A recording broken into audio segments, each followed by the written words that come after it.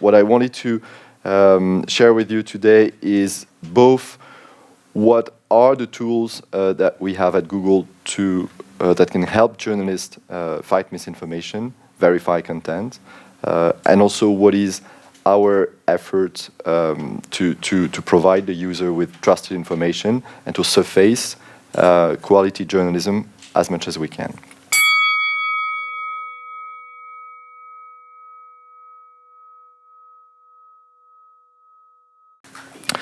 So, just to give you context, our thinking is that quality journalism is at really a crossroad right now and has never been as important as it is since a couple of months, since a couple of years.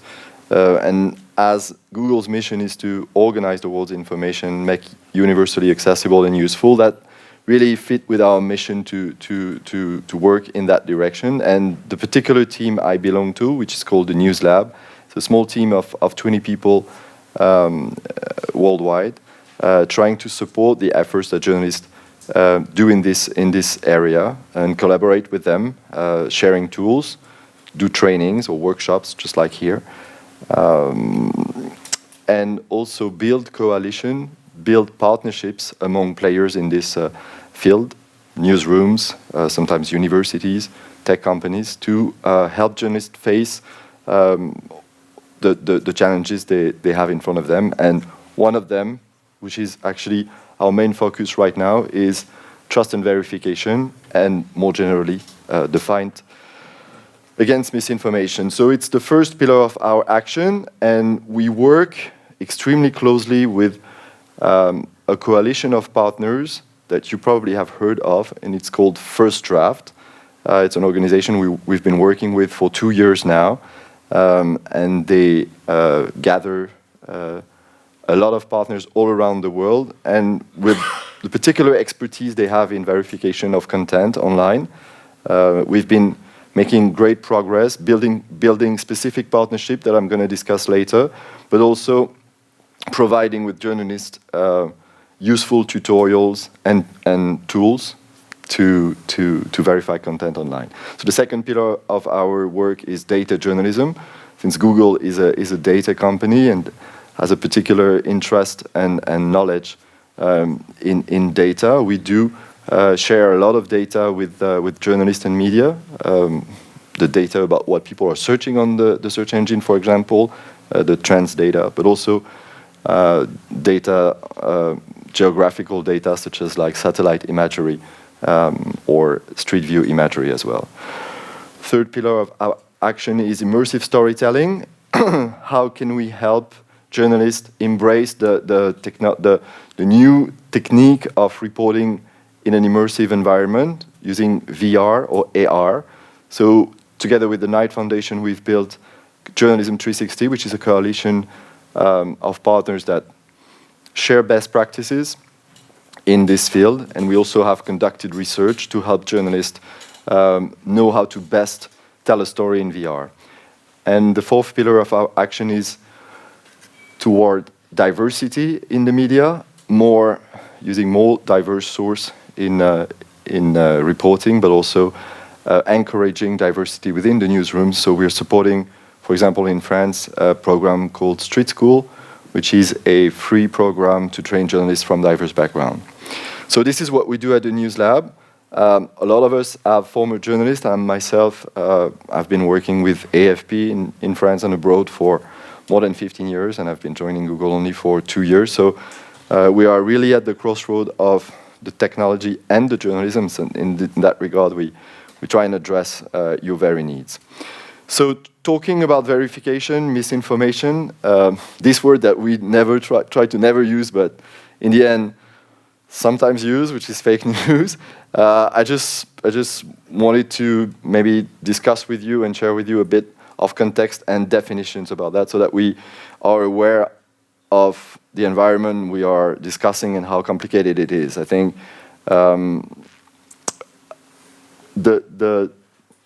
this definition that I like, that has been actually drafted by First Draft in a report that was done for the Council of Europe, they don't use the word fake news, they use the word information disorder, which I think is more accurate, and they have this very, very thoughtful distinction between what is misinformation, what is disinformation, and what is malinformation, as you can see. So it goes from really misleading content to manipulated content, or hate speech. So we see there that there is nothing such as fake news, but there is all kinds of nuances, all kinds of strategies to disform, to distort, to create disorder in the information, and each specific aspect require a specific answer, a specific verification technique, and the use of specific tools that we're going to discuss later. So first of all, this idea that let's try and be specific, and let's try not to create like big groups of definition when there are actually different strategies from different people to create disorder in the world of information. So our work, our goal, at least at Google, is to help on two major fronts, which is the verification. How can we provide tools, share tools, make sure journalists and users, even in general, know how to use these tools to verify content, and then also help with fact-checking so that when someone uses the search engine, he see in priority content that has been verified by professionals like you, like journalists.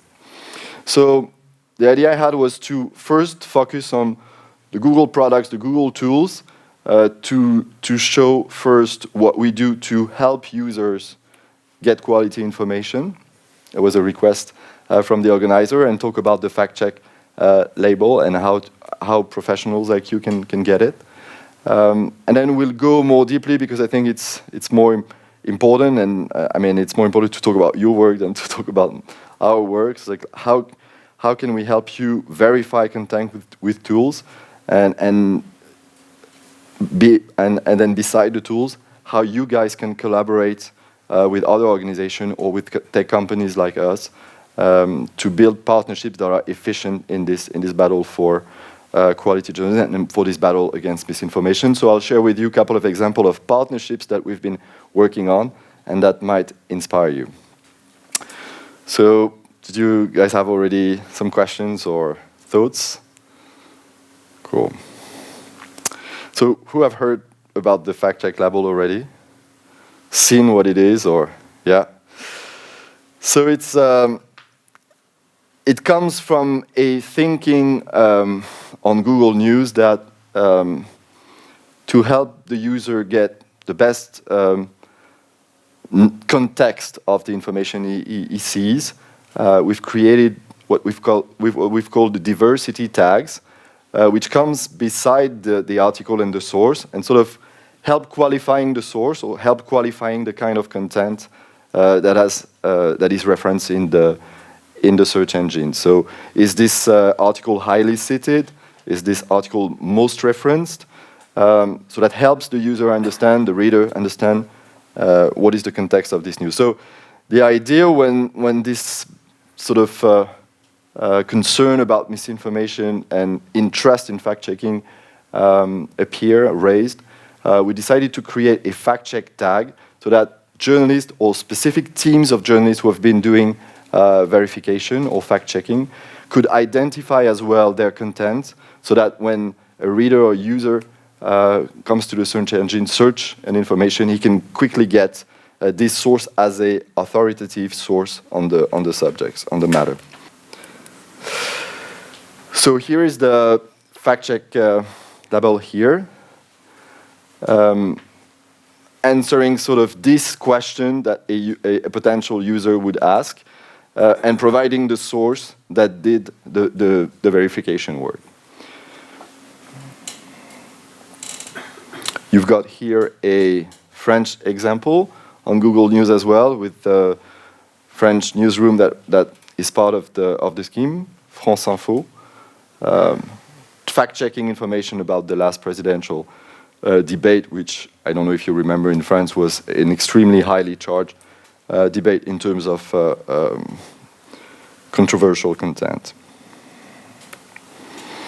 So there are two options for a newsroom to get into this scheme, and it's all based on voluntary work, because it's actually about coding, adding some extra codes to your content. So there is a system, a first way of getting in, which is called the crane review markup, which actually corresponds to what we've seen here. It's like there's a claim, and you have to tell if it's right or wrong, and the fact-checking team does the work. Or you can also get into the scheme through what we called a widget that has been created by the Duke University, and help you also create a content that is easily shareable, not only on Google, but on social networks as well. So it's about coding, and I'll refer you to this website to get the exact way of doing it. So it's schema.org. Are some of you familiar with this schema way of coding? So it's a way to integrate to your content particular lines of code that help us in particular, but other platforms understand what this content can extra information about this content. So this helps you qualify what is the claim that has to be fact-checked, that you have fact-checked, who made the claim, and then who is your team, and if you consider this true or false. I'll show you other examples. And then for the widget, it's just like this, called Share the Facts, and it's easy when it appears either on your website or on social networks to share it in a very easy and engaging way for the user. So it's been created not by us as a tech company, but by the Duke University, and if you want to get it, you need to apply through Duke University. So it's a real collaborative effort with this thinking that it's not for us to decide how fact-checking work should be done, and it's certainly not for us to grant fact-checking labels to newsrooms. So if you want to learn about the code behind this and how to get into the scheme, so I would refer you to this Google for Developers webpage, and there is in there, I can share the links afterwards, a form like this where you can apply to get to get into the system. Any questions on this before we get to the tools themselves that allow you to do the verification work, which are actually the tools that the fact-checking team that have applied to this fact-check label actually are using every day? Earlier on, you were speaking about 20 employees who were working for the news initiative. So how many people work for the fact-finding within Google? We don't do fact-finding. No, the team I belong to is a lab that just does research and training. But the fact-checking work by itself is done by journalists, newsrooms that are actually getting this tag that help their content surface. Can you give us a hint how many articles on Google News are being fact-checked? I couldn't really put a figure on this. Depends on countries, because it depends on how many partners have joined the scheme in every country. For example, in France, what I know is that there are 3 teams that are part of the scheme as of today, if I'm not mistaken. So Les Décodeurs du Monde, which is the biggest one, France Info, which I demonstrated earlier, and I think Libération is also part of the scheme. But it's an easy and free process to get in there. It's just about getting to learn how to code the thing, and then anybody can go. And our goal is to have more and more partners, of course, so that more and more content is qualified, so that it surfaces better for the user. You don't have any Swiss partners? I should have checked. And I don't know. But I can try and check. Yeah, after that. But it's, again, I mean, it's pretty easy. You can apply here, which is not even an application, but it's just to have support if you have issues. So this is the Google for Developers website. So it explains how it works. And then you have this button here where you click, submit your contact info. If your organization is interested in implementing things, then you click on it, and that's where you get the form. Then they support you if you have a hard time coding the thing.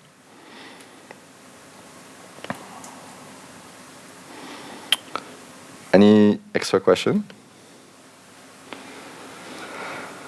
Okay. Who is checking the fact checkers? I think it's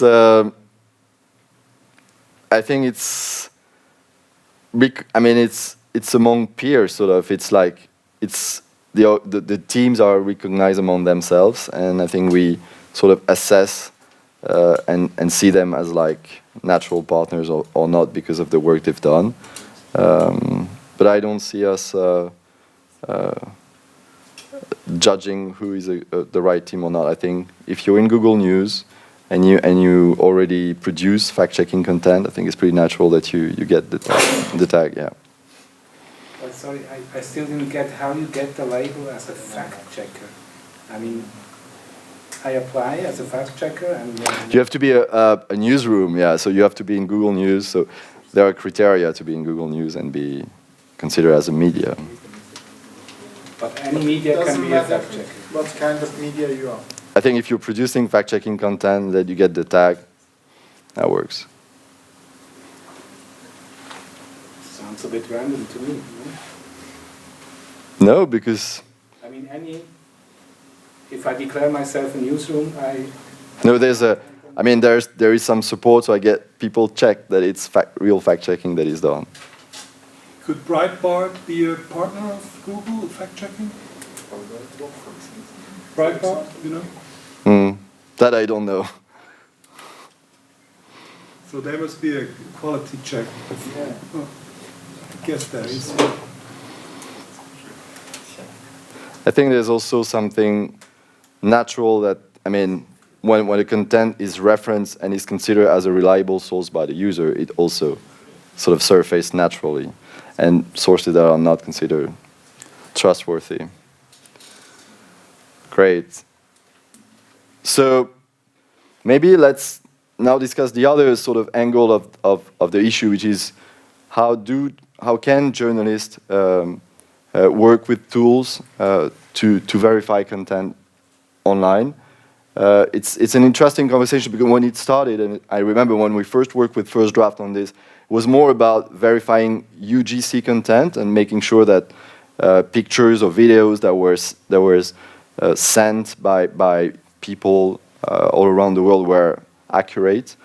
Now it's more about verifying the quality of the content that is circulating in social networks. So there's been sort of a shift, but there are still the same tools that are used and the same crowd that is very much interested in doing so. So the first tool I wanted to show you, because we've been using it a lot during the presidential election in France, and it's been used also in other elections, is Google Trends as a way to identify a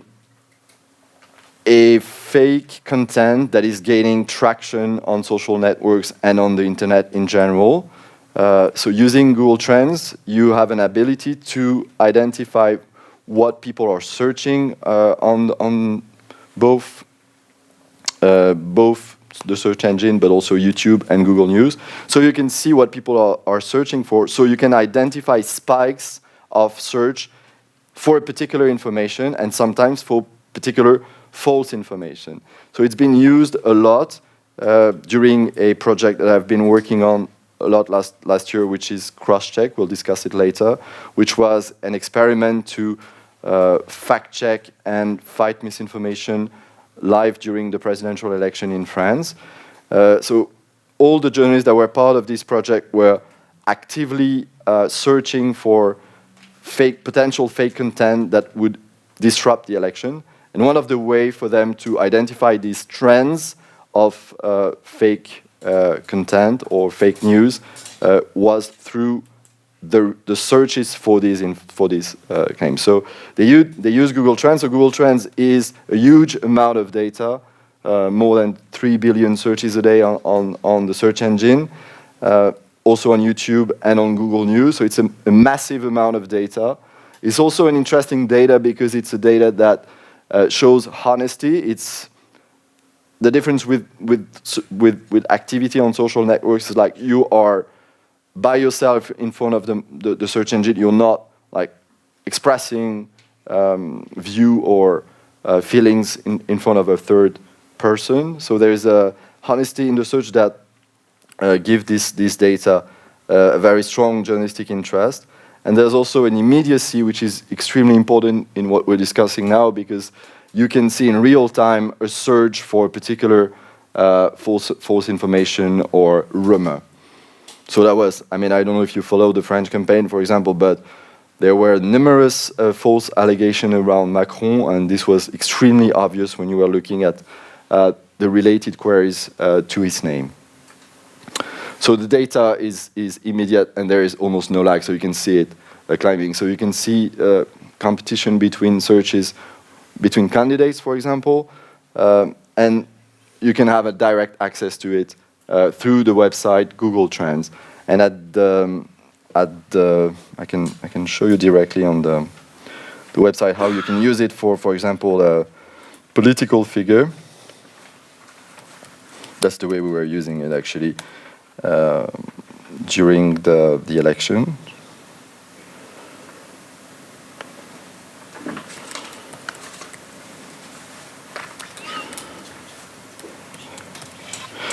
So you type the candidate or the topic you're interested in or you're working on.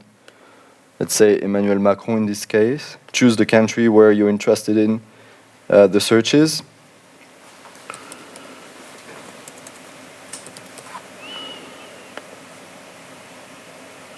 And then you've got, so it's the search interest for him over time for the past 12 months. You can narrow it down to 4 hours if you're interested in a particular search for false content about him. And then you have in the related queries box here all the related queries about him. So if there is a false content that is sort of trying to search or trying to get traction about him, you'll see it appearing here. So that was used during the French election for every candidate. What we did is we gave journalists working on that project, I'll show you how it looked like later, sort of a dashboard where they could see for each candidate which were the surging queries, with this idea that it was an indication of the potential rumors circulating about them. So this is an interesting tool for detecting trends. So you've got the equivalent on social networks as well. You probably know CrowdTangle, for example, if you look at what is gaining traction on Facebook or Twitter. So you got or Newsweep as well on social networks. So you've got equivalent tools that help you identify trends either on social networks or here on the search engine. Yeah, you had a question? Yes, I don't really understand.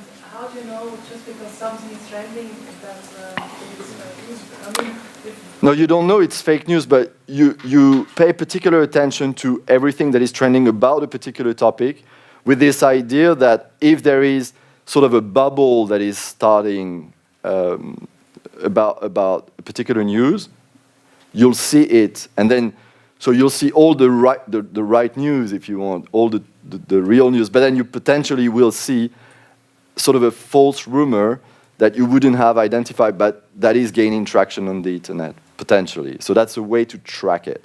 So you can track it on the open web like this, through trends, but you can also track it through these other tools that I was describing earlier, CrowdTangle or Newsweep, to see the activity on social networks. So these were the 3 major sort of detecting tools that were used during the campaigns.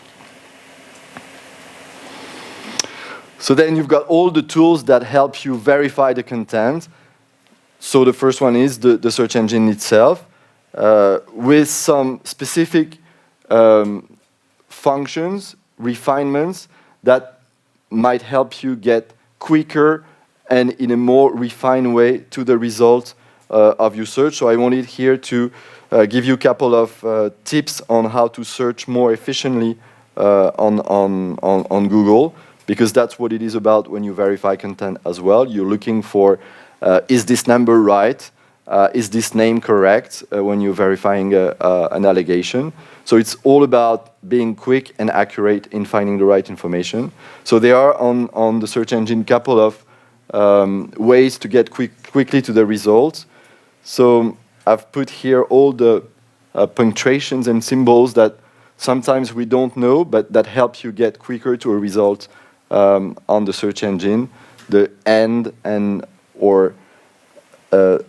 or function, the D and E, if you want to add the idea of putting quotation marks if you want to get an exact quote, which is very useful when you're actually verifying quotes from politicians or particular people. You put the quote with quotation marks like this, and then you get to the original source of the quote.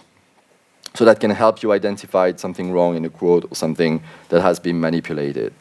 You can also go quickly to the source of a particular information using the function site that helps you search in a particular site.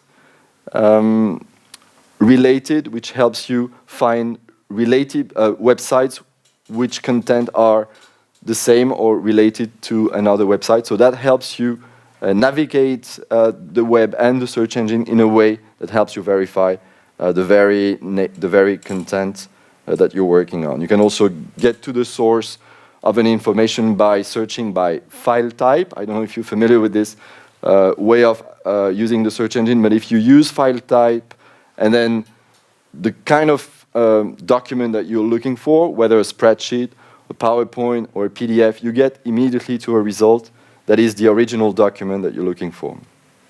So that can help you get first-hand sources when you're trying to verify content.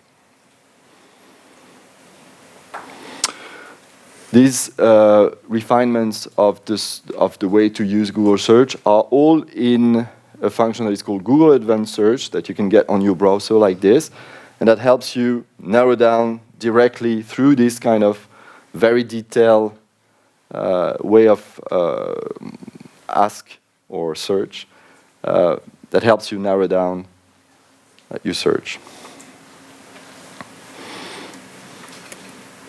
Then there are two subcategories within the search engine that help you get qualified sources when you're doing investigation in this case. So it's Google Scholar that helps you search within scientific documents. So it's these are papers that are published by universities.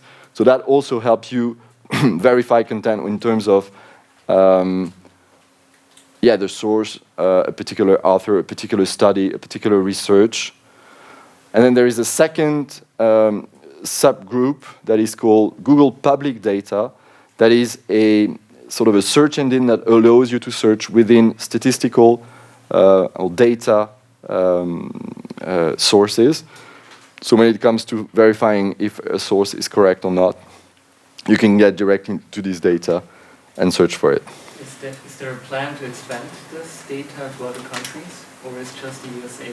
No, it's not only the USA. It's not only the USA. But what is true, though, in what is implied in your question and is true, is that there are not that many data for some countries because it's based on partnership, I think, between statistical organization and Google. So sometimes, for example, I know in France the major statistics organization, INSEE, is not part of it, to my knowledge. But the good thing is that since a lot of international organization as part of the thing, you get national result through international organization. I remember I was in Lausanne the other day and we had this conversation with your colleagues at Le Temps, and we found extremely interesting and relevant statistics about Swiss through the OECD, for example, or the IMF.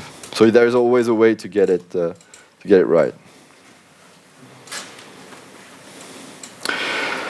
Then the second way you can verify content using the search engine is using the image angle of the search engine, so Google Image.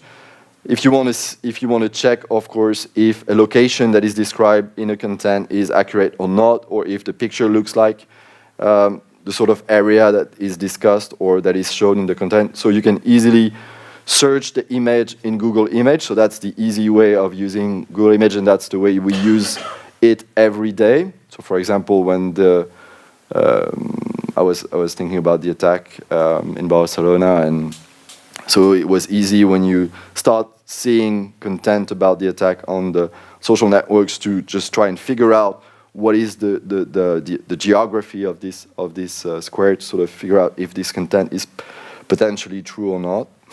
So you can search the image itself. You can also narrow down your research with the same kind of Google Advanced Search for image that I was describing earlier for text. But maybe most interestingly, and it's anytime you discuss this issue with a fact checker, that was my feedback, but that says that it's the most used tools when you do fact checking. It's the Google Image reverse search. So it's about using Google Image to trace the origin of a picture and try and see if it has been manipulated or not. So it's an easy way to do it. Either you paste the URL of the image in Google Image, or you upload directly the image in the search engine. And then you get all you get links to all the pages where this image appears, so that helps you trace and understand if the date is correct, if the location is correct, if it sounds potentially true or not. Everyone here is familiar with this tool. Have you used it already? Yeah, a lot. So these are a couple of examples that I had just wanted to point out. So that was an image about this Malaysian airline flight, which actually was taken from a show on TV. I think it's Lost. Completely unrelated to this Malaysian Airlines news. And it was easy to figure out using Google Image reverse search that it was not the real image.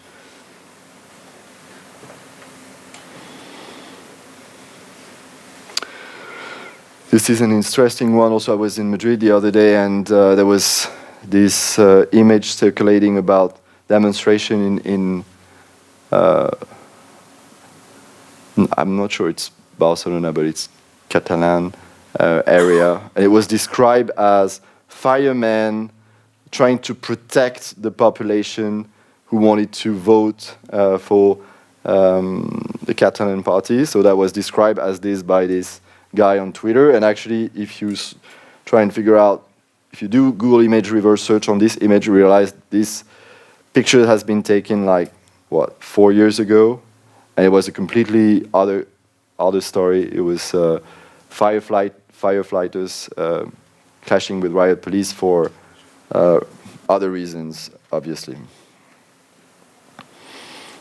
So an easy way to identify potential mistakes. So you got on our website, the Google News Lab website, several tutorials, several short lessons that help you get deeper in this verification techniques when it comes to use either Google Image Search, Google Search in general, or all these little refinements that I've described on how to search more efficiently on the search engine.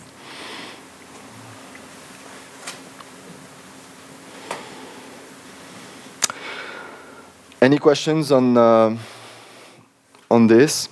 So then there are another range of tools that can be used to identify the location or the trustworthiness of a document, of a content.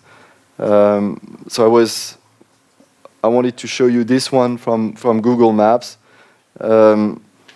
Imagine that you get this image and you want to know where it happens or if the place where it's supposed to happen is the right place. So you try and identify small details on the image, like the address of this or the name of this shop, this one. Then you can easily research this. So maybe we can do it together, this one. What is it? El Palacio de las what?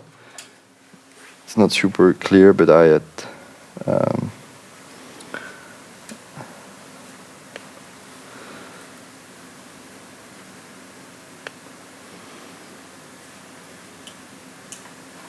El Palacio de las Pinturas, no? So,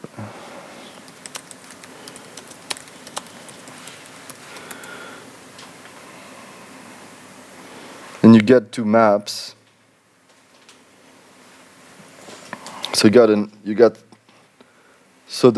so maps serve you a result that seems to be in Venezuela, in Caracas. So you can zoom in. Then when you zoom in, you actually realize that there's a Goodyear shop across the street, which actually seems like the thing. So it can definitely be there. So you got here a sort of element of, you've got here an element of verification of this image.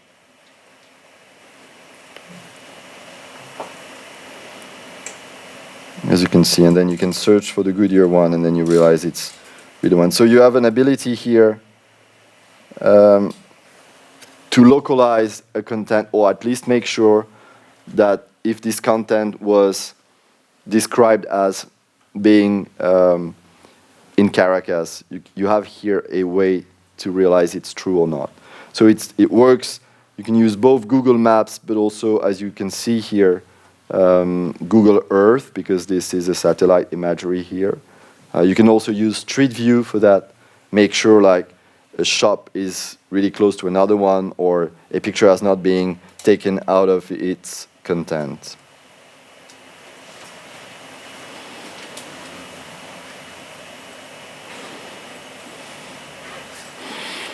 This is another example with Google Earth, with a use case by the New York Times that did a forensic mapping of a chemical attack in Syria. So this tool has been also used a lot by the team at Bellingcat. I don't know if you're familiar with this, when they worked in particular on this Malaysian airline flight as well. Another useful tool, I was trying to gather other tools that could be useful when you're trying to do verification. It sounds stupid, but it's obvious. It's Translate, and it's in particular this feature in Google Translate, which is the scanned picture, because when you are trying to identify or authentify a picture or a document that is in a country that you're not familiar with the language, you can use the scan feature of Translate to get a sense of what is in a document, what a document means. Any questions on these tools? I'm sure you were all familiar, but maybe it helped you sort of see how to get a better grasp on it. That also explains the reason why, as a company, we also are extremely active in this area, because Google has the tools that help in this work. So that's also why we feel we have a duty to share them in the most efficient way with journalists, so that they can use it in a useful way.